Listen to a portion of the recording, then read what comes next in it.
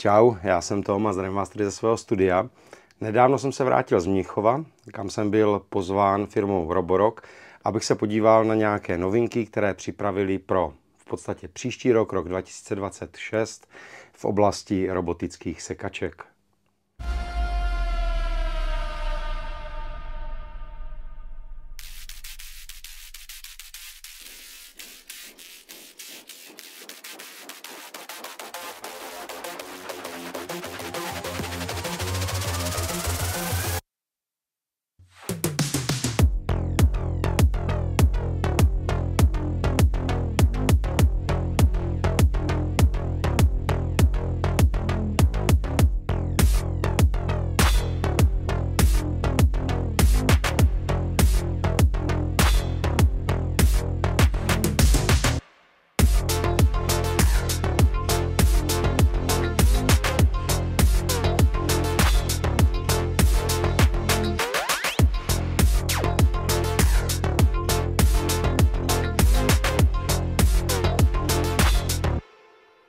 Pokud neznáte Roborock, tak Roborock vyrábí už několik let robotické vysavače, nebo víceméně takové ty elektronické, hlavně smart, chytré zařízení, přesvážně teda ty robotické vysavače, nebo ještě pak nějaké ruční a další. A nejzajímavější novinku, nebo jak se dostal jako do podvědomí ten Roborock, aspoň jak jsem si ho všiml já, tak na CESu 2025 tak představil Roborock Saros Z70, je to robotický vysavač, takovej s skládaným takovým ramenem, takovou rukou, díky které dokáže vlastně před tím samotným úklidem, když v tom prostoru, kde má uklízet, najde nějakou věc, která má zhruba do 300 gramů, tak si ji dokáže jako vzít a odnést. Oni nejčastěji to ukazovali na nějakých ponožkách, papučích a podobně, ale že si v podstatě tu plochu dokáže nějakým způsobem uklidit a pak vlastně tu plochu vysaje. Takže tím jsem se já víceméně, jako jsem zaznamenal Roborock, že posouvá ty limity dál a ukázal něco zajímavého nového. A teďka v podstatě se chystá vstoupit do segmentu robotických sekaček. Už delší dobu vyvíjí nějaké 3 modely, které vlastně představil teďka nedávno na IFE v Berlíně a potom následně i na tady tomhle představení v tom Mnichově. A jedná se teda o robotické sekačky Rock Neo Q1, Rock Mow S1 a Rock Mow Z1. Pokud byste chtěli vědět nějaké detailnější parametry, než já vám tady za chviličku řeknu, protože se jednalo víceméně o představení a ukázku těch samotných robotických sekaček, tak počkejte si na konec videa, já vám k tomu určitě něco řeknu, protože rád bych se k testování alespoň minimálně jedné z nich rád dostal. V podstatě všechny tyhle 3 robotické sekačky mají stejný základ. To znamená nějaké ty informace o pozicování, používá to GPS, používá to RTK, a samozřejmě to používá AI mapování, to znamená pomocí umělé inteligence si dokáže v podstatě namapovat ten daný terén, ten daný trávník, tak jako to známe u ostatních těch robotických sekaček a dokáže potom na něm sekat. A jak jsem říkal, že to jsou takové ty funkce pro všechny ty 3 modely stejné, tak je tam ještě jedna důležitá věc a to je jejich technologie, nebo víceméně oni to nazývají Preci Edge se to píše, a je to v podstatě takový přídavný motor, který se dá dokoupit k jednotlivým těm sekačkám, je to jako volitelné příslušenství a vy ho tam vložíte a potom na tom motoru jsou 2 nože sekací a díky nim jsou na straně, což oproti třeba konkurenci, která to má třeba v zadní straně, tak tady je to na boku a vlastně on, když objíždí třeba nějaké patníky nebo nějaké obrubníky, tak dokáže posekat tu trávu až na nějaké maximálně 3 cm od toho okraje.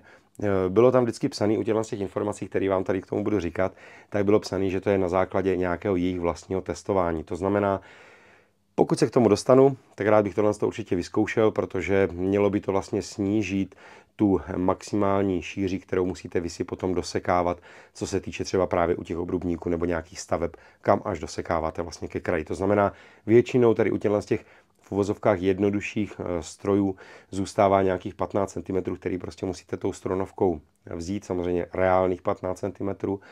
Tady píšou, že by měly zůstat až 3 cm. Nikdy to není tak, že to poseče úplně všechno. Zatím jsem neviděl žádného výrobce, až vlastně jednoho, myslím, který tam měl ale strunu, ne žací nože. Samozřejmě to z důvodu bezpečnosti, takže to dojíždí a vlastně nechává to tam jenom nějaký menší proužek. Nikdy to není tak, že by tam v podstatě nezůstalo nic. Vždycky to budete muset u těch staveb nebo u těch obrubníků prostě dosekat. Jsem hodně zvědavý na aplikaci, protože podle těch informací, co jsem tam dostal, tak by to mělo být připravený na možnost nastavení sečení v úzkých místech, samozřejmě nějaké multizónové sečení a u některých modelů by mělo jít i nastavit takovéto ošemetné, ale v podstatě možnost vysečení nějakého obrazce, nápisu nebo něčeho podobného na tom samotném trávníku. Ale to už vím, že jsme si ukazovali na nějakých jiných výrobcích, jak to funguje. První z těch 3 robotických sekaček je ROK Neo Q1. Je to v podstatě ta nejlevnější varianta, nebo měla by to být ta nejlevnější varianta, která má možnost právě nastavení nebo přikoupení toho přídavného žacího motoru, kotouče s těmi dvěma břity, ten Pressy Edge na to dosekávání, což je super, že se to dá dokoupit i do těch nejlevnějších modelů. Mělo by tam být oproti těm dražším modelům manuální nastavení výšky sečení, ale už je tam v základu ten plovoucí žací kotouč, ale tentokrát se 3 žacími noži. U toho druhého modelu Rockmo S1, tak tam je to trošičku vylepšené. Tam už máme elektronicky nastavitelnou výšku sečení. Je tam taky ten žací kotouč s těmi 3 noži. Je to v podstatě velmi obdobné jako u toho předešlého modelu, toho ROK Neo Q1. Akorát teda s tím, že už je tam elektronicky nastavitelná ta výška. A co je důležitá informace, zase podle nějakých jejich interních testů, by to mělo za 12 hodin být schopno posíct 1000 metrů čtverečních, i včetně nabíjení, což je docela zajímavá informace. No a právě u tady toho modelu Rockmo S1 už je možnost toho sečení těch obrazců do toho trávníku. Ale to mě třeba zajímalo u vás, pokud máte nějakou sekačku, která tohle podporuje, jestli to reálně využíváte, nebo jestli jste to jenom jako já třeba párkrát vyzkoušeli a pak už to dál jako v reálu moc nepoužíváte. Docela mě tohle zajímalo. No a teďka už se dostáváme k modelu Rockmo Z1. A to je asi tak jako to nejzajímavější, co tam v podstatě bylo. Je to samozřejmě ten jejich nejvyšší level, ten nejdražší model, co asi bude, protože už hnedka teďka rovnou říkám, že neznám ceny.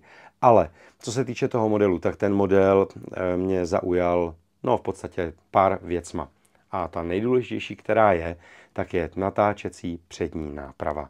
To znamená, že je to už s pohonem všech 4 kol a má vlastně natáčecí tu přední nápravu. To znamená, ve chvíli, kdy někde potřebuje zatočit, tak ona si vlastně ty kolečka stejně jak v autě, ale tady si je dokáže otočit a dokáže se vlastně vyhnout buď překážce, anebo samozřejmě na konci té dráhy toho sečení se dokáže otočit.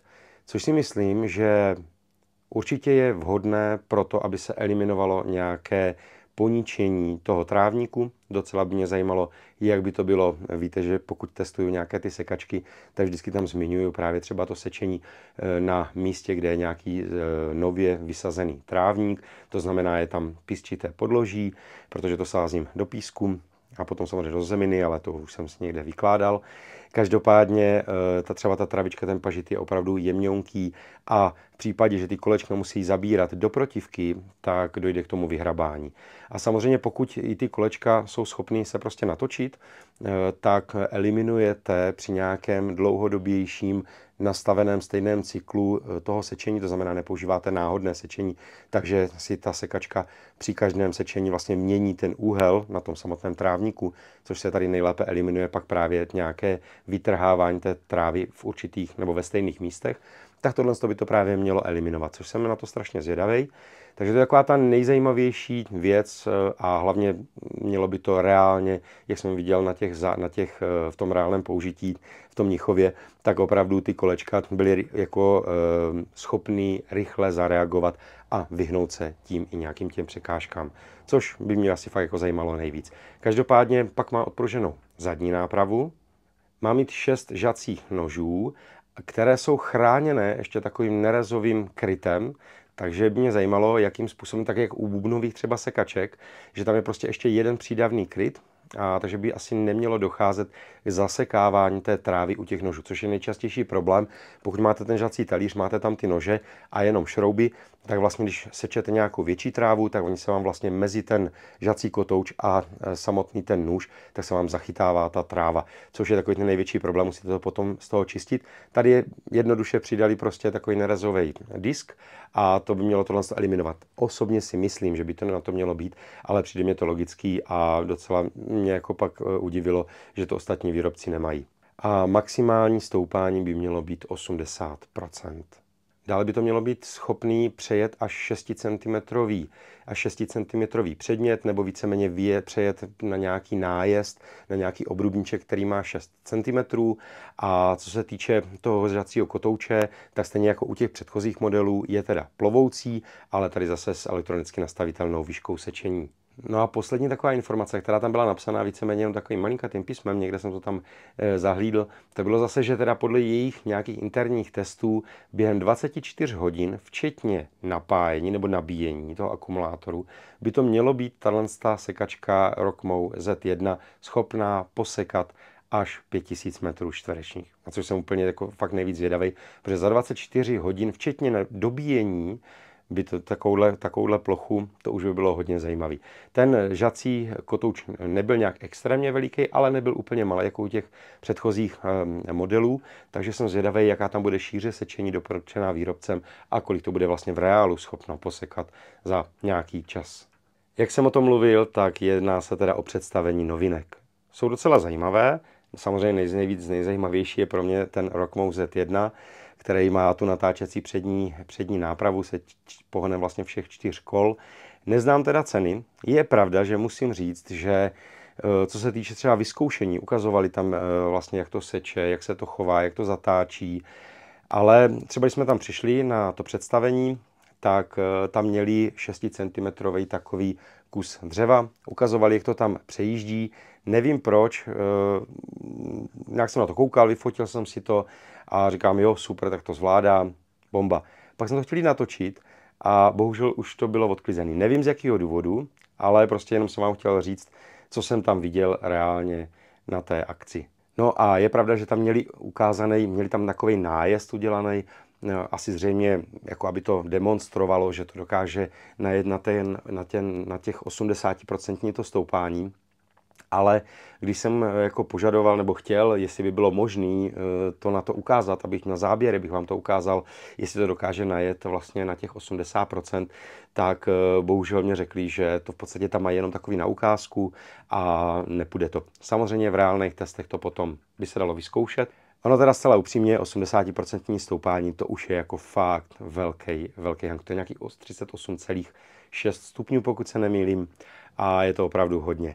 Já když jsem třeba testoval ostatní sekačky, tak nějakých těch, já nevím, 25 stupňů, možná něco kolem 30, už je docela jako fakt hraniční. Ne, že by to nezvládli ty sekačky, oni zvládnou vyjet nahoru, dokážou to posekat, to jako problém není, ale strašně moc záleží na tom, jaké máte podloží, jestli v tom svahu jsou nějaké muldy, nějaké výmoly, nějaké drny velké, nebo prostě trsy trávy, jestli je ta tráva vlhká, nebo jestli je prostě po deští, jaká je na tom ta hlína. Takže to stoupání je opravdu takové za ideálních podmínek. Samozřejmě je to údaj, který by byl zajímavý, ale ono fakt si zkuste změřit, jaký úhel to v reálu je, to 80% stoupání, říkám těch 38,6 stupně, ale ono si zkuste třeba 25 stupňů, co to je opravdu za svah a to už ne každý má doma. Takže tohle to bych chtělo, ale určitě by mě to zajímalo a chtěl bych něco takového vyzkoušet aspoň na nějakém tom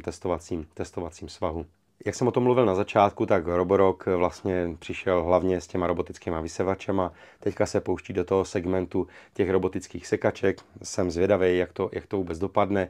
Chtěl bych se dostat právě k testování aspoň toho modelu Rockmo Z1, ideálně s tím přídavným žacím kotoučem, tím Pressy Edge, na to dosekávání kolem těch obrubníků. Ale když se dostanu zpátky k těm vysavačům, tak pokud mě sledujete delší dobu, víte, že já tady tyhle gadgety mám rád. Takovéhle ty věci do domácnosti, ať už to jsou ty robotické vysavače, různý smart věci a tak dále. Takže tohle je přesně věc nebo segment, který se mně líbí. A doufám, že se mě podaří, nebo je to teďka na dobré cestě, podaří domluvit právě testování nějakých těch produktů od Roboroku. Pokud se vám tyhle věci líbí, pokud chcete zjistit, jak na tom vůbec je, například třeba v segmentu těch robotických vysavačů, pokud se mi to podaří, anebo případně v těch robotických sekačkách, tak určitě dejte odběr. Já si myslím, že to testování těch robotických sekaček je reálnější až zhruba někdy v příštím roce, samozřejmě až bude sezóna sečení trávy, ale například mezi tím to můžeme vyplnit nějakým tím robotickým vysavačem. Napište mi do komentářů, jestli vám se tady tyhle věci líbí, jestli používáte například třeba robotické vysavače nebo ty robotické sekačky. Pokud mě sledujete, tak věřím, že hodně z vás ty robotické sekačky, aspoň nějaký základní, máte. Pokud máte i ty vysavače a pokud máte i od Roboroku, napište mě podle vašich zkušeností, jak jste s tím spokojení. Já Roborok neměl nikdy, takže jsem zvědavej, v tomhle to bude nováček, ale samozřejmě jiný značky robotických vysavačů jsem měl a doufám, že dneska už je to totiž na jiné úrovni, než já jsem s tím začínal. Já jsem začínal opravdu s těmi hloupými robotickými vysavači, které neměly žádnou aplikaci, pak k tomu přišla nějaká aplikace na jednoduché ovládání zapnutí a nastavení nějakého zapnutí a vypnutí, kdy to má vlastně čistit, vysávat. Pak přišly robotické sekačky, no a samozřejmě teď už doma mám robotický vysavač s lidarem a tak dále, který už si mapuje to prostředí, takže docela nějaké srovnání by se mně líbilo. Abych byl upřímný, tak jsem to vůbec nečekal, když mě přišla ta pozvánka do e-mailu od Roboroku, vlastně jako ta pozvánka na ten event, na tu událost do toho Mnichova. Bylo to super, bylo to fakt skvělé, ještě jednou Roboroku děkuju. Bylo to fakt jako velmi příjemné setkání, milí lidí, ať už samozřejmě zástupci vlastně tisku z České republiky, tak samozřejmě od Roboroku a i ze zahraničí. Bylo to super setkání, popovídat si a opravdu i ze zástupci Roboroku prodebatovat tu problematiku těch robotických sekaček. Bylo to fakt zajímavý, nečekal jsem to a doufám, že to nebylo poslední setkání. Doufám, že se vám to představení těch produktů líbilo. Samozřejmě pokud máte nějaké zkušenosti s Roborokem, tak mě napište do komentářů, to by mě velmi zajímalo, protože bych rád navázal s nimi spolupráci právě na testování, ať už těch robotických vysavačů nějakých, nebo případně těch robotických sekaček pro příští rok. No a já s váma rád uvidím u dalšího videa, ať už tady ze studia, z dílny, nebo odkudkoliv jinut. Mějte se hezky a někdy zase. Čau. Jo a hlavně, ať se daří.